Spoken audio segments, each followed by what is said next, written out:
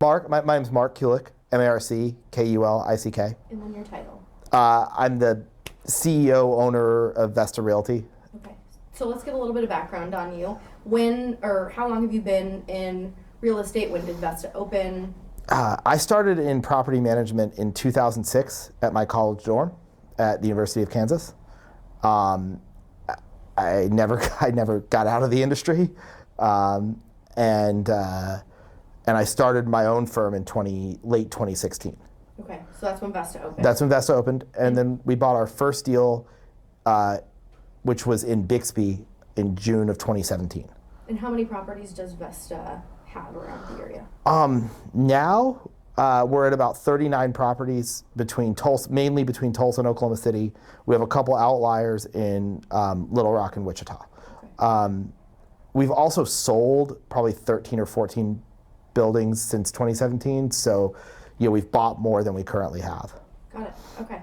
So as I told you over the phone, we just kind of want to go through some of the emails we've gotten from some residents and get some answers from you. So we'll start, I guess the biggest thing that's been going on and that we heard the most about was the trash issue. Sure. I know you gave us a statement, but if you can kind of explain to people how that happened, why it happened, and the process going forward. One of the things that I think it's really funny. I have this memory of my first big investor. When he started putting money with us, he was so happy that we were a small company. And he was like, I trust Marc Kulick implicitly. And as we started to grow, he kind of had the opposite interaction that some people, as we grew, some of our investors got more and more comfortable. You have a bigger size, you have a bigger portfolio, you have a bigger team. One of the early criticisms I got was people were like, oh, I'm investing with you, but you have no team behind you, so I don't know who I'm investing with behind you. This guy, this first big investor that I had, he took the opposite approach. He's like, I trust you, I trust your decision making. But the more I grew, he was like, now I don't even know who I'm dealing with. I don't know if I'm dealing with Marc Kulick anymore. I don't know if I'm dealing with somebody under you. And one of the problems with growth is that I don't have the time to be over every single part of every single decision or bill pay or whatever. So with that trash issue, I was notified I want to say 3 or 4 days before you called me that there was an issue. And it does take me if I'm notified of an issue, it might take me a couple of days to mobilize my own response. And so by the time I think you and I had talked, I had already solidified there's 2 different trash vendors spread out across our portfolio. One of them was paid but was having issues servicing on their end. One of them was actually, kind of treating, there's this thing that people do, which is all of our properties are owned independently, but some vendors will say, you know what, Vesta owes me money. And until Vesta pays me, I'm not going to service anything in the Vesta empire or portfolio or universe or whatever word you want to use. And so I think the day before you and I talked, I just said, okay, fine, give me all the invoices that need to be cleared, and we'll just clear everything all at once. And it's a less targeted approach. It's harder on me. That's me lending, that's me putting money in. But I felt like with something like trash, I just didn't feel like it was right to let it keep bubbling up, and we can deal with that internally rather than making that the resident's problem. So something that was said was the trash vendors were not getting paid. Is that what you're saying? Well, I think there was one. So again, these are things, once it gets to me, I kind of lose. I don't spend a lot of time going into history, because once it gets to me, it's more of like action, get off my plate. But I think I told you when we spoke on one of the issues, what had gotten back to me was the news was going to run a story, but the more they dug into it, they saw that the trash vendor had been paid, and that the trash vendor took some amount of responsibility that they hadn't been out to service. And so I can't tell you with that particular vendor what happened, why it happened. I do know that the other servicer had back invoices that they were waiting to get paid, and so when I paid them, they freed up and started taking care of the issue. So there were 2 trash vendors. One of them was needing money, the other one wasn't? To the best of my understanding, yes. Okay, got it. Just want to clear that up. You mentioned the news. I we talked about this a little bit on the phone too. If you can clear up, we had a couple people say, I can't talk to you guys because they're telling us that if we talk to the media, they're going to give us eviction paperwork, that being management at apartment complexes. Can you clear that up at all? There's actually, when you said that to me over the phone, that was one of the reasons I agreed to sit down, because I think I was a little, again, nervous to sit down, how I'm going to be portrayed, how I'm going to come off. I never know. I just try my best to be genuine. But that's the type of thing that I really do want residents to know.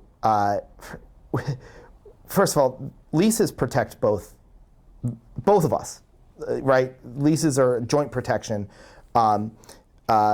Residents can't stop paying, and I can't just randomly decide that the rent is $1 million a month, and it jointly protects us. In the same vein, there's no eviction that you can file because somebody spoke to the news or because somebody did something you didn't like. I will say publicly, I do know my managers. I drive around on my sites. We have people come to the corporate office. I don't know that I necessarily, I can't think of one manager who I'd say I believe made a threat to residents that if they go to the news, they'd be evicted. But one of the reasons that I wanted to sit down with you, or that I agreed to, is to reassure any residents, if you are getting that threat, please reach out to us at the corporate level, because that is not, it's not right, like morally, ethically, whatever. It's also not right legally. And so if some of our managers are taking some frustration out or feeling cornered and say something wrong, we need to know that so that we can deal with that, because that's not, as I said, I don't think it's right, also don't think it's legal. Great. Thank you for clearing that up. I think that's important. Okay, so let's get into some of the different issues people have talked to us about. It sounds like, so residents pay for trash, sewer, and water, correct? There is a water, sewer, trash reimbursement that is on the rents, correct. Okay, so a lot of different people have said the water gets shut off for days, weeks at a time. At Woodland Oaks it's happened, at Villas, at Midtown somebody said they've been without hot water for 48 hours. How does something like that happen? Well, so there's two different elements, right? Older apartment buildings don't have shut-off valves that are unique to each unit. So let's say you live in a unit and it has, I don't know, the shut-off valve might affect 3 buildings, 4 buildings. I've actually managed properties where one shut-off valve controlled the entire property. If you have a leak and you have to fix that leak, you have to shut off the water to the entire building or to however many buildings are controlled by that water shut-off. And that process can be a day, it could be an hour, it could be whatever, and that's just to fix a leak so that the property doesn't degenerate more. Mm-hmm. That is a function of 60s and 70s vintage housing for sure. Some developers in the 80s had decided that this is not sensible and created shutoffs unique to each. Mm-hmm. So if somebody says, I haven't had hot water for 48 hours, first of all, we have never, ever had water shut off at any of our sites that lasted more than a matter of minutes, because I don't know of many times where we've actually had any shutoffs from the city. And the few times that I can remember it happening based on some sort of timing issue, it was solved within the hour. So I can say definitively, it's never gone more. That would have never been an issue for more than an hour. In terms of though the shutoffs that are work related, I don't. If somebody said they didn't have hot water for 48 hours, I'd have to understand more of the setup of that individual unit. Is it a boiler system? Is it an individual hot water heater? If it's an individual hot water heater, then there are times where it's harder to get parts. And then there's also a decision on our end: are we fixing a hot water heater, or are we just scrapping it and buying a new one?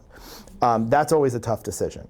In terms of boilers are inefficient. They're clunky and inefficient. So I know, one of our properties has boilers that the boilers are pretty fine, pretty okay, but the pipes are too close to the ground, and so in cold weather, we've struggled to get hot water through the pipes, because the pipes being too close to the ground are getting that that cool temperature from the concrete and from the asphalt and seeping into the pipes. So there are problems like that you'd never really dream of or you'd never really consider until you're owning a property and you're operating it and you're like, God, the boiler temperature is 130, 140 degrees, which is perfectly fine.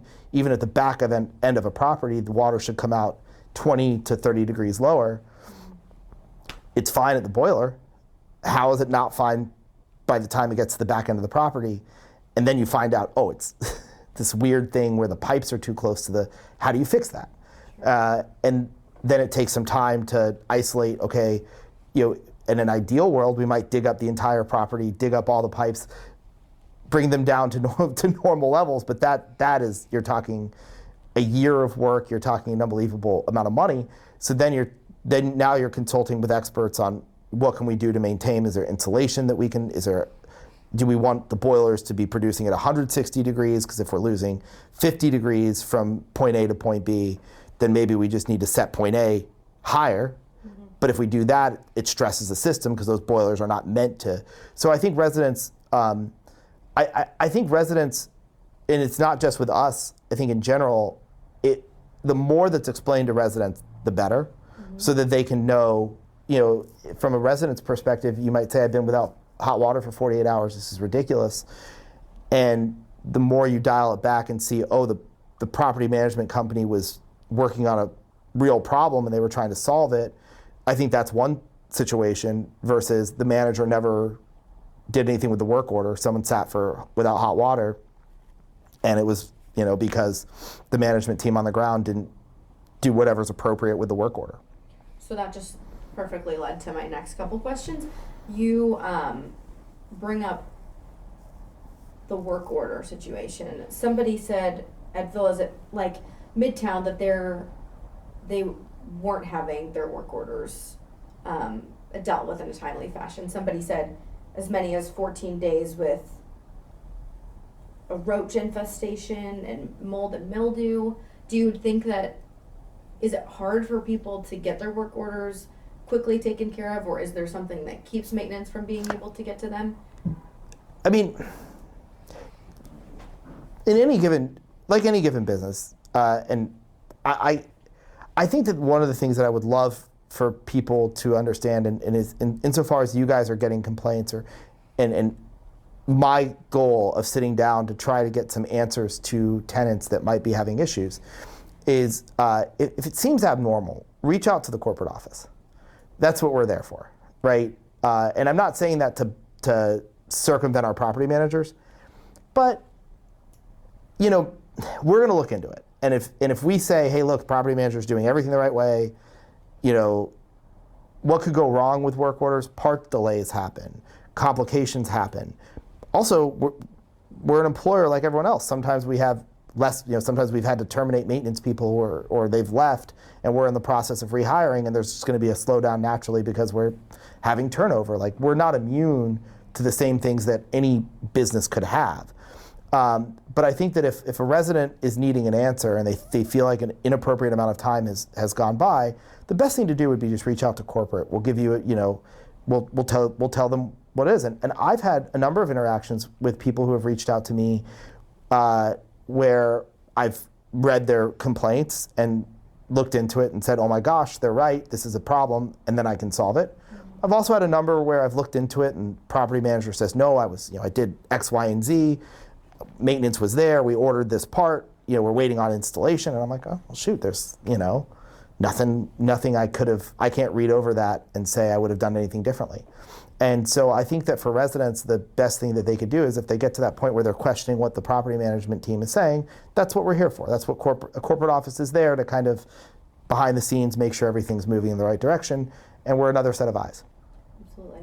Something else you said just a second ago was about communication and making sure residents are fully in the loop. From the sound of these emails, it doesn't sound like residents feel like they're in the loop. Do you think there's something that could be done differently to make sure residents are better prepared for maybe late work orders or the water being shut off if they're saying they don't know about it? I'm laughing because one of my first jobs in property management, I was a leasing agent at a 900 unit property on the hill at University of Kansas. And frequently I had to do notices.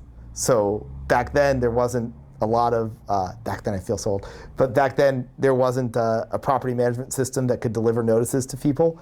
So I would put my Walkman in my ears and walk up the hill and spend like 4 or 5 hours just noticing people's doors. And it's funny, the more we get ahead of ourselves, like Entrata, our property management software, has a function where we can communicate with residents. It's not received well. Some residents don't have email addresses. Some don't check their emails. Our messages can go to spam. Sometimes we get cursed out. We'll send like hey, just so you know, the water's going to be off, and you'll get a resident that's just cursing you out and not really taking that seriously. And I think that it's one of those things where, honestly, the best form of communication is going door to door and putting a notice in someone's door so when they open it, because everyone opens their door almost every day. I still think that there's no substitute for that as like the old school means of communication. But it is way more time efficient to do the messaging through Entrata. Look, I mean, I don't think that the messaging through Entrata is perfect, because I do see that there being issues. As I said, like if somebody doesn't check their email, or it went to spam, or somebody doesn't care, or whatever, then they're not getting the information, and they might feel left out. And then you'd think, oh, a more direct approach might have been better. But a lot of these buildings are 400 units plus. It's hard to do that just manually, putting paper indoors, spending hours of our time doing that. It's going to have negative repercussions elsewhere in the property. So I don't know. I think I would hope that I would say all residents should have their portal. Make sure that they have the portal with Entrata set up properly. Mm-hmm. And again, that's the type of thing where, from my perspective, there's two things I would look at. If somebody complained to me and said, I'm not getting adequate communication from your property management team, the first thing I would do is log on to Entrata, and I'd see, are they noticing tenants as issues are coming up? And if they are, I'm going to say I'm not sure I'm going to say this to the tenant, but I would feel like, oh, well, geez, maybe if you were in the system, logged in, if you had your email address properly populated, then you would be in the loop. Or alternatively, I might look into that and see, oh, there's no notices have been posted. The team isn't doing a proper job communicating. So all those things are things that I would, I would urge residents to come to us and get us involved if they need that. So you've heard and you are aware that the system isn't perfect and has some flaws. I mean, I don't think I have ever once gotten a communication from a tenant that had a complaint about Entrata, but I know just from my time in the industry that none of those. I mean, look, as property managers, I mean, we've had even before I owned my own company, we had times where we'd send a message out through whatever property management system we were using, and the responses would be hateful, and we're like kind of sitting there like, gosh, what do we even do? What do we even do with this? So I know that those problems exist independently. I don't know, that has not been something that has ever once, I'm going to say that pretty confidently, been said to me in terms of. Okay. But if you know that there's a history of this being an issue, while it would be time consuming, I do think I agree with you that the papers would be better and inform people quicker. So has there ever been conversations about making that the process? I mean, as I said, this is one of those things where I say I want to make sure I'm quoted accurately. The next thing I said after I said that was, but then our abilities to manage the property are lessened in other ways. It's not a good use of time to have somebody walking around the property putting notices in every door. I've seen different ways of handling that over the years. Look, if there was but I'm open to solutions. If there was a property that we were getting consistent feedback that was saying, we're not getting notifications, we're not notified properly, sure, then you could consider, particularly if it's a property where you really think, man, maybe people aren't checking their emails, or maybe they don't have emails. Being sensitive to those dynamics is, of course, important. But there would have to be some level of understanding on our end that that's the problem, right? If it's just people not paying attention to their emails, that's there's not anything I could do for my team. And by the way, even when you have those old paper notices, there are people that don't pay attention to the paper notices too. One of the times it's most important to notify tenants is if you're doing asphalt work, because they can't park. Oftentimes you'll have to stop them from parking, right? The amount of times that you send notices to tenants, don't have your car parked in this zone tomorrow morning, and you wake up and there's 10 cars that are parked right in the area where you told them not to. So I would say if there's a particular property, or if I started seeing a number of complaints about one property, then I would be willing to say, hey, temporarily, let's go to paper. Let's do something different. But if that's not something that's getting to me, I don't know how to solve that. I understand that. Can we talk a little bit about Woodland Oaks and the gate issue? Because one of the residents that I spoke to brought that up and said the gates have been open for a year, and now we have a homeless problem of people coming in and taking things or sleeping on my porch, and I don't really know what to do. What is the response to that? Well, again, I haven't heard of a homeless problem at Woodland Oaks. First I'm hearing about it, and I'll look into that. The gates are an up and back problem. I mean, I have personally driven into Woodland Oaks. I would say within the last year, and I had to be let in because the gates were working properly. So I know that they do work. You and I talked about this over the phone, though. Gates are kind of a funky problem in and of themselves, because the fencing around the gates is not the most expensive part of the gate. It's the mechanical element that runs the gates that's the most expensive and hard to fix. So we put an awful lot of time and money and manpower into trying to make gates operational, and then you'll fix it. And then you'll have a couple of problems. One, the mechanical failures. Two, people get frustrated and ram gates. We own Lakeside Place and Shoreline, and when we bought Lakeside Place and Shoreline, I put speed bumps in at Shoreline so that people couldn't ram the gates. And it still happens. Even with the speed bumps, it still happens. And it boggles my mind. Why? And maybe it's not tenants, right? Maybe it's somebody who was angry at a tenant, was leaving out of frustration and decided they didn't care about their car and rammed a gate. I don't quite frankly understand that. It does happen. Mechanical failures also happen. So gates are a hard thing. There's a reason why you'll see properties that are gated, and there's a reason why you'll see properties that are not gated. Gated, it's a great amenity. It makes people feel safe and comfortable, but they are extraordinarily hard to keep working over a span. If you're an owner, if you're a multifamily owner and you're only planning on owning for a year or two, gates are easy. You put 10, 15 grand in, you're going to be fine for a year.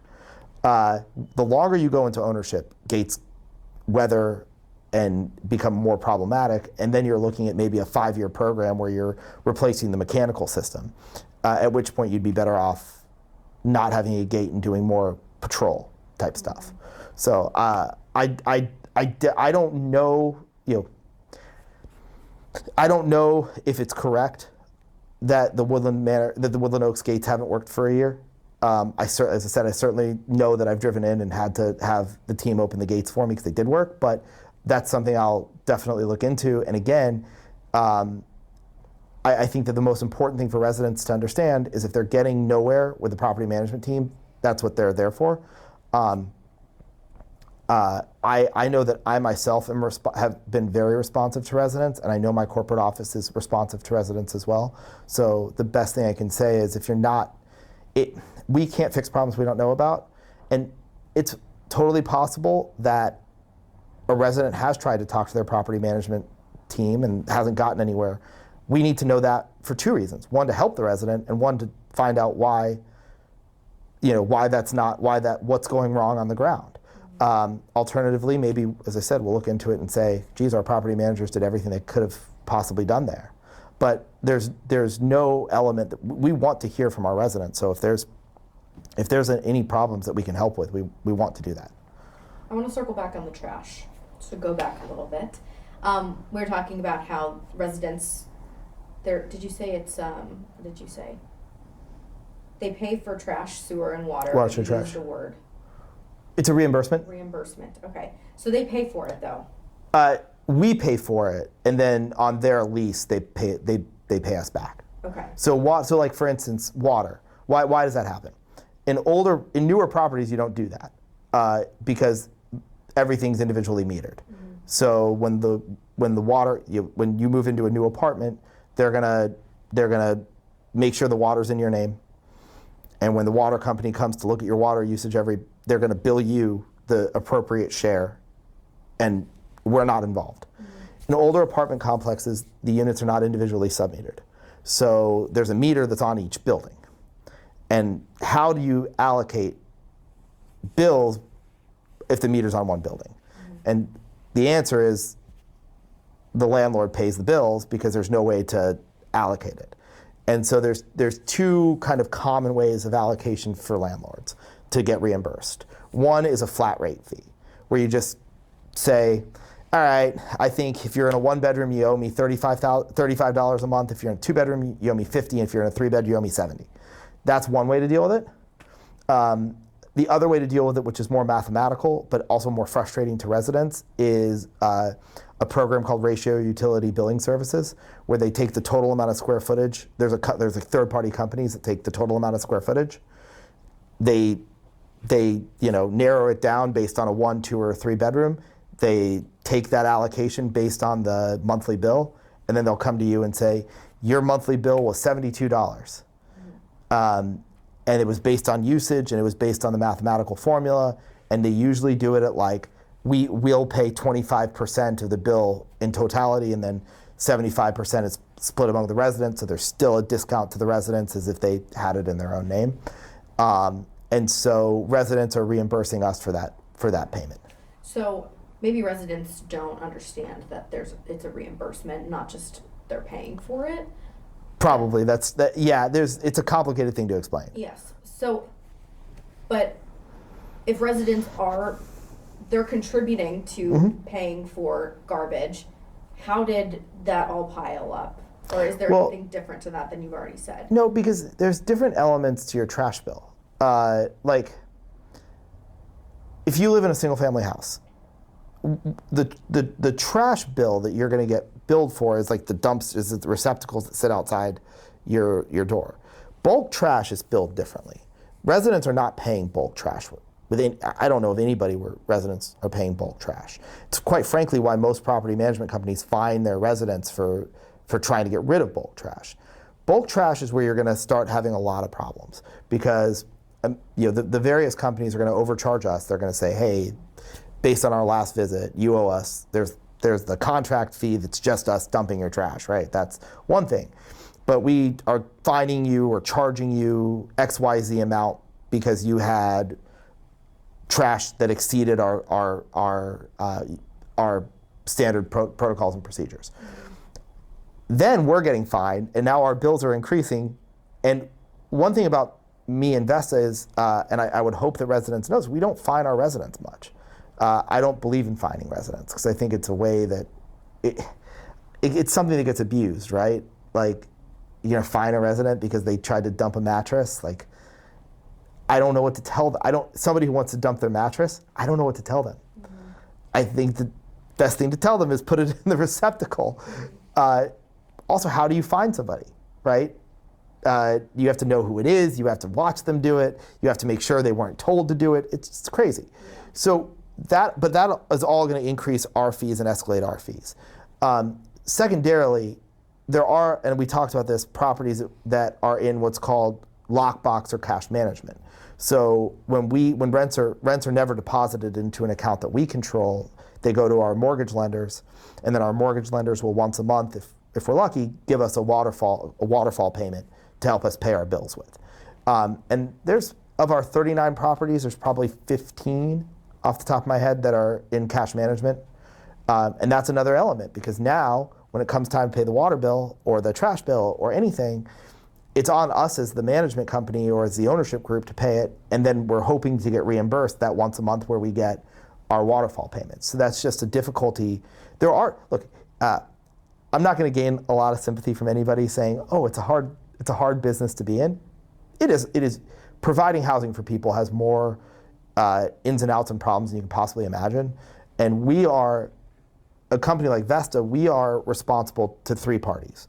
We're responsible to our residents, we're responsible to our senior mortgage lenders, and we're responsible to our investors. And unfortunately, you'd love to live in a world where all three of those parties are aligned. Unfortunately, that doesn't always happen for us. So, situation like where the lenders are, comfortable increasing their control over the collateral, right? Because that's what, when a senior lender gives a loan on a Woodland Oaks, for instance, Woodland Oaks is that lender's collateral. And their highest priority is to make sure that there's money that they control that's in their account. When it comes time for us, yeah, they don't want to hear that the trash isn't getting picked up, but it's not like I could call them and say, hey, I desperately need you to release $15,000 because I have a trash bill. That's going to fall on me. Is that waterfall payment something that's consistent across all 39 of your properties? Yeah, I mean, the waterfall payments follow their own. First of all, what day is up in the air. Every month it's different, and it depends on any number of factors. There's, for instance, 2 properties right now that I'm actively trying to, like, hey, when really could use this money, when is the waterfall coming in? Then there are some that come out instantly. And there's, the lending world is complex. So there's our lender, right? Our lender might be company X or bank X, right?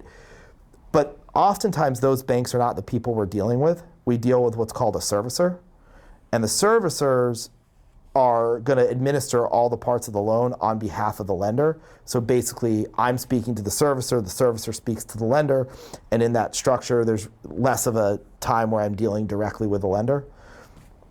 So trying to get answers out of servicers, which is very difficult. Mm-hmm. And all of this, by the way, I understand all of this plays badly for tenants, because in the middle of me trying to free up money, there's you have things that pile up. But there are other, the way that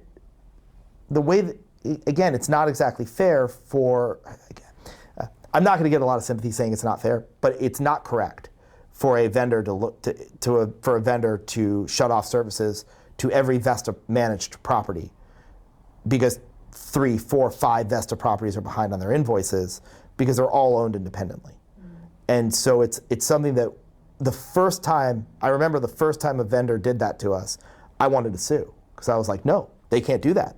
They have a contract with this entity. They absolutely, under no stretch of the imagination, can hurt one of our other properties because they're upset at us about this property. Mm-hmm. And what I found out was, first of all, what everyone knows, right? Lawsuits are terrible. What am I going to do? Tie up a vendor in court for a year to try to get them to service a property that, and by the way, doesn't change the fact that at one property we might have a back balance and it may not have had the cash flow to support, that payment. So I've learned it's better just not to fight that, because it's only going to, again, the more that we fight those battles, we're really just hurting our tenants, even unintentionally. So I've learned, don't fight that battle. But it's tough, because then you have people treating us like a portfolio, and we're not. The ownership group at River Park is 100% different than the ownership group at Woodland Oaks, which is 100% different than the ownership group at Barcelona. Mm-hmm. And even who signs on the loans next to me could be different.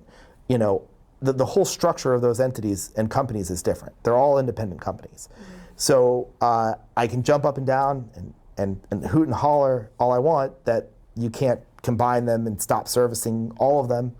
But it's best just to deal with it and do what's best for our tenants, and that's what I try to do. So bulk trash is different than what the tenants are paying for. Correct. What are they paying for then? They pay for the basic.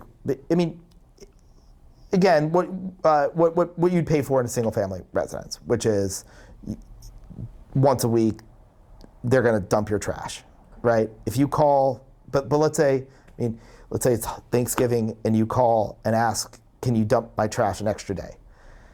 They're likely to say sure, for we're going to charge you on your next bill. We're the same way. So bulk trash, if we have to have them come out 3, 4, 5 times in a week, and so in the summer months, our trash bills are artificially higher because you have more move-outs. When you have more move-outs, you have more things that are clogging up those receptacles. And then you might have to have a property that's used to being serviced 3 times in a week, now serviced 5 times in a week. But the other way that we could deal with that is adding a bin. We can always say, hey, we want to add a receptacle. That has its own fees. So like everything, it's not like a static number where Woodland Oaks gets billed $20 a unit for trash and the residents pay $20 a unit and it all lines up. Unfortunately, that's not how simple things are. So you brought up adding other bills or bins. That's what one of the residents said. Why don't they add another bin? Was that something when this whole trash thing was going on that you considered? Again, I was involved in that issue for 3 days, and I think I got it solved within 5. I think I think we've had confirmation that every single site is now fully picked up. I mean, adding additional bins is not a long-term solution. If you have a month with high exposure to vacancy, or if you run a student property and it's July when you know you're going to have all sorts of move-outs, that's when you'd add another bin. Or if you're doing a massive renovation, you might have multiple bins because you're planning, as sponsorship and ownership, we're planning that. If we had a property that was routinely overfilled every single week, first we'd start with adding another pickup and see if that works. But if the need was so pervasive, that's when you'd look to adding another bin. But typically the answer isn't adding another bin, it's adding more servicing of the bins that you have. Okay. So let's get back to some of these concerns. Just wanted to clear that up. So we've heard from tenants at Lakeside Place, Woodland Manor, Villas at Midtown, Woodland Oaks, River Parks, and I think and Barcelona. A lot of them are concerned about maintenance issues, whether it be pipes and plumbing, mold, HVAC issues. We talked about water, things like that, bugs, and these things just aren't being, as residents are telling us, aren't being dealt with in a timely fashion. Is there a protocol that you would recommend? I know you said going to corporate, but if these things aren't being dealt with, what should residents be doing? Well, I mean, look, that is the answer, is come to corporate. Residents can do anything they want. They're in the residents' toolbox, right? I always look at things as like, what can people do? And what can they do? They can do a lot of things. They could go to the news. They could go to city code inspector. They could go to us. They could go. There's different elements in the residents' toolbox. I would say, look, we genuinely care about our residents. So if you're experiencing pest control is a particular one. Maybe it's our fault because we've certainly had turnover in our pest control vendors. Maybe it's our fault because we're behind on servicing. But also, pest control is not only about your unit, right? You could be the cleanest person in the world, and we could service your unit. If there are pests in the surrounding units and you share a wall with them, pests look for food. They want to stay alive.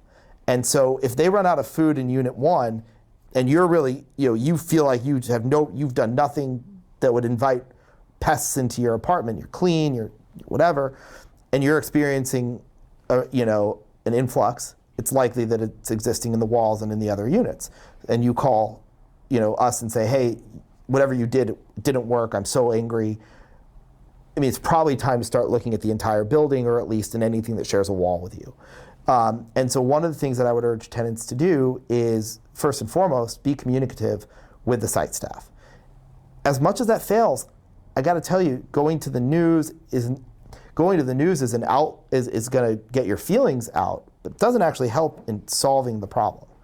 And the biggest thing that residents should do is trust that once it gets to corporate, we actually care enough that we're not going to sit there and be like, oh gosh, this person says they've had a pest infestation, we're just going to laugh it off. Or we're going to look at the work order history and say, we've serviced it 3 times, we've done our job. No, I mean, at that point, we're going to start asking questions of your neighbors. We're going to start digging into what our servicers have to give us a list of what they did. So maybe we'll look through and say, what did you do here? What chemicals did you use? Did you there's the more that residents can trust us to be a part of the solution, the better. That's the partnership between management and tenants is the only thing that really leads to a better living experience. As I said, going to the news might allay frustration, and it might make a tenant feel more heard. Doesn't actually get their needs met all that much quicker.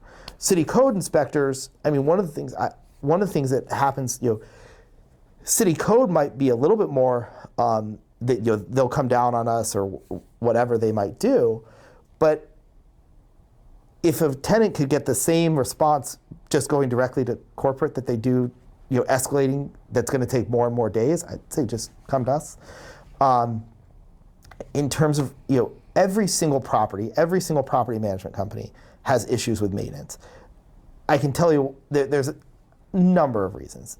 But there is a point where you might say, look, this is normal. These are normal issues between a resident and a property management company. And then there are times where you're like, nope, this is our problem. This is our team's problem. This is something we did wrong. This is something we could fix.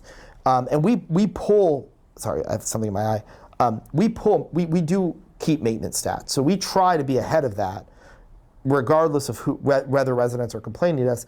We try to keep pace of, okay, this team has 10 work orders open. And you're never going to have 0 work orders open, right? That's just, actually, quite frankly, companies that I've worked for that tried to prioritize 0 work orders, it leads to the property management teams doing things they shouldn't, like closing work orders that aren't quite closed, but they do it because, oh my God, I get a bonus or an incentive. So we don't incentivize 0 work orders. But if we see a property that's 10 work orders, and great, you guys are doing your job, I'm willing to believe that the 10 work orders are either in process or waiting for something, I'm not particularly concerned. If you have a property that has 500 work orders, now you're saying, okay, guys, who do we have to fire? Who do we have to move around? Is it a certain, do we need parts? What is it that we're missing in the grander scheme to get that taken care of?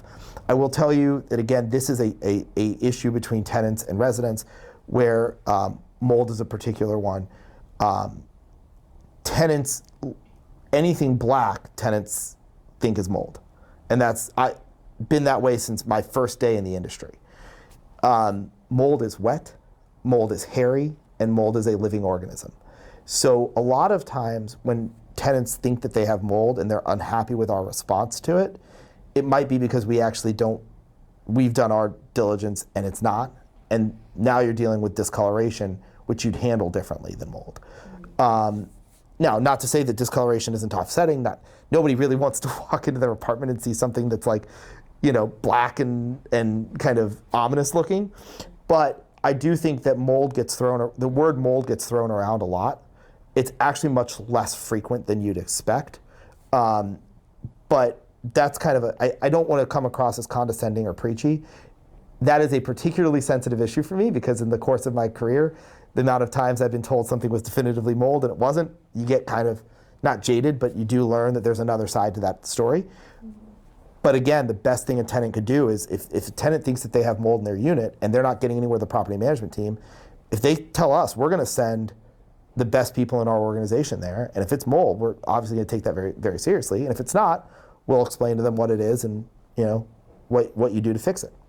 Do residents regularly reach out to the corporate office?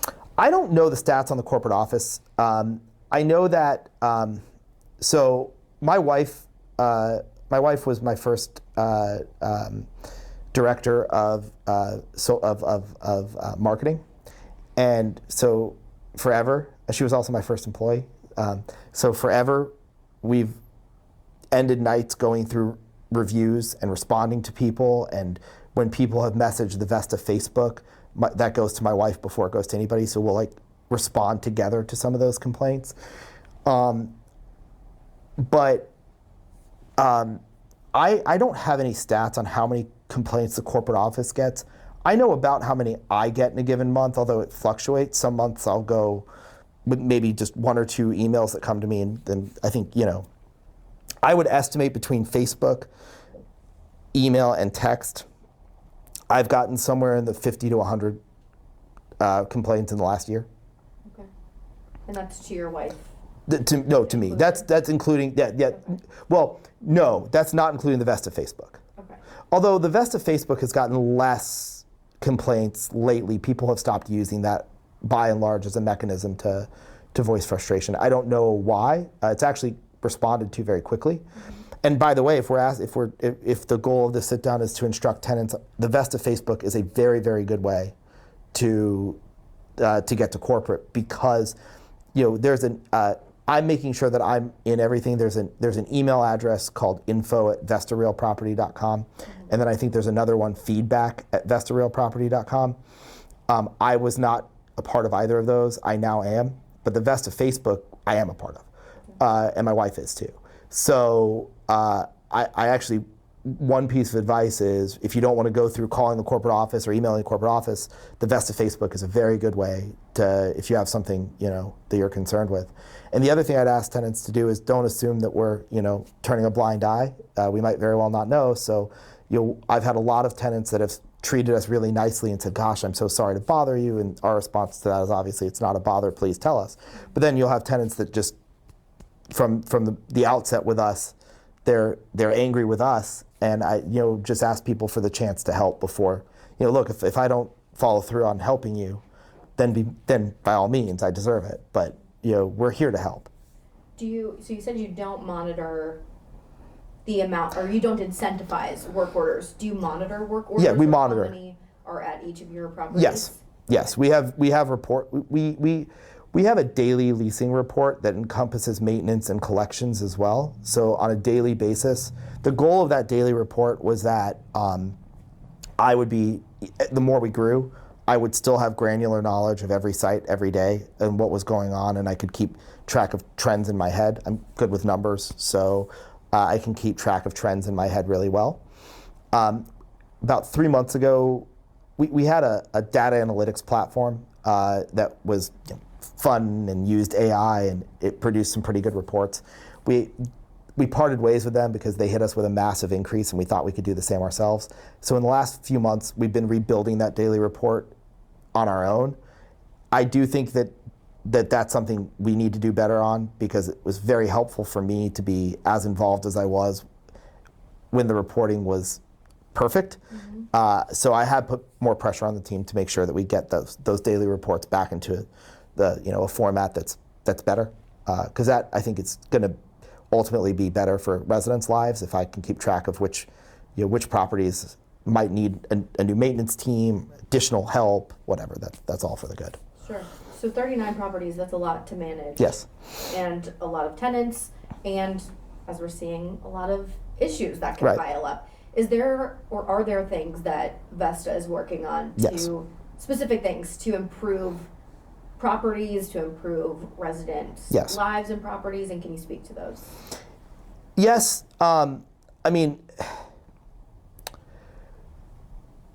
As I said earlier, there's kind of three elements to our job, right? There's our investors, there's our lenders, there's our tenants.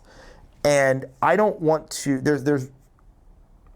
I did tell you before we sat down, there's probably a limit to how much I'll talk about the inner workings of those three. The answer to your question is yes. I'm spending most of my time right now trying to solve because the ideal is to get those three elements all more on pace with each other. Yes, there are tangible things I am doing to get there. Do I feel comfortable saying it out loud in this medium? Probably not. Okay. Is there anything you want to say to residents who are writing into us that you haven't already, about whatever issue it is? I'll just say this. Neither my wife or I come from family wealth. We started this company. It's been the journey of our lives to start this company.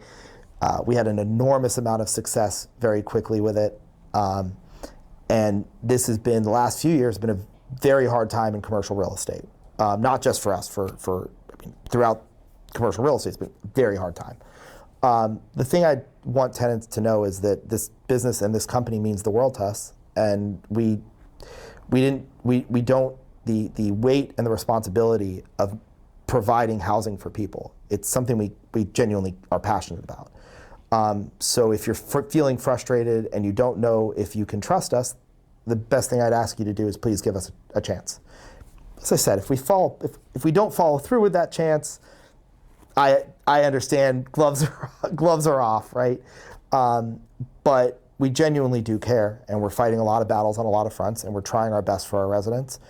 there may be issues we know about that we're already in progress of trying to fix, but there may be issues we don't know about. And so I would just invite as many conversations as possible. And I just want, I would love for residents to know that they have a partner in me and my wife. And I would tell you, I'm very proud of the corporate team that we've built. So I would strongly believe that residents have a partner at every level of our company. But to the extent that they have been frustrated enough that they feel like they need that partnership to extend to myself, I'm available, I'm open. I respond to Facebook messages. My wife responds to the Vesta Facebook, but I respond personally, and people have used that as a medium to reach out to me. I respond to my email. I'm now on the feedback@vestarealproperty.com email, so I'll respond to that. I would love to be a part of helping people when they feel like they've reached that point where they don't have anywhere else to go. Okay. I do have to ask, in preparing for this interview, some of my research, on OSCN, there are a couple lawsuits attached to your name. Is there anything you can comment on those? Oh, it's been a hard year. I tried to take on a lot of the needs of the portfolio on myself, and not hurt investors, and not try to dilute investors. That's been a goal of mine, and that's led to me putting myself in a couple precarious situations, and doing the best I can. I'm doing the best I can throughout the portfolio, but I don't know how to respond to that entirely, other than to say, I think that in the history of my life, 2025 will go down as a very bad year, very rough year, and to really move past 2025, there are some situations I'm going to have to fix or solve. Some of them are fair, and some of them are not. Some of them, just as everything in life, right? Some of them, I might be fully, I might, I don't know the right way to say this. Some of them might be on me, and some of them might not be fair to me. But as I've said a couple times, fairness doesn't really play into this equation. And, I always use the football analogy that you got to play the ball where it lies. And so the goal for 2026 is to play the ball where it lies, and that includes, dealing with some of the issues that you brought up. Okay. Is there anything else you want to share about Vesta moving forward?